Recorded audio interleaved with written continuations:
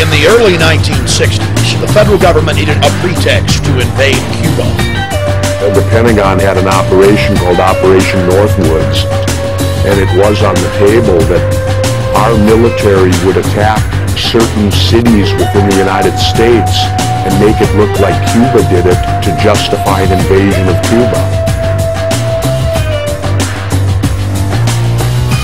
And the idea was to have U.S. personnel from the CIA and other places secretly create terrorism in the United States. The documents actually said people would be shot on American streets, bombs would be blown up. And again, all this, the evidence would be laid to point the finger at Castro. The federal government proposed blowing up airliners full of Americans, saying the casualty list in U.S. newspapers would cause a helpful wave of indignation.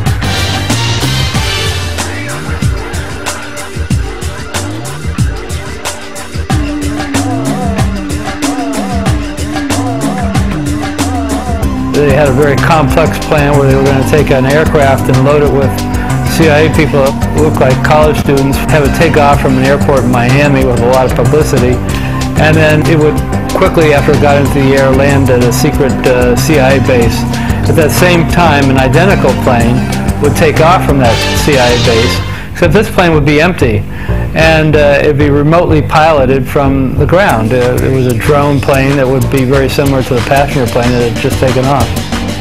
Said we want to hijack jets by remote control, crash them, and blame it on the Soviet Union and Cuba. Now, that was decades ago. If they would do it in the 60s, they'll do it again. It never got put into effect, but the fact that you can get all the members of the Joint Chiefs of Staff, the senior military officials in the U.S. government, signing off on a plan that outrageous is extraordinary. In the plan, they elaborated on how they could bomb Washington, D.C.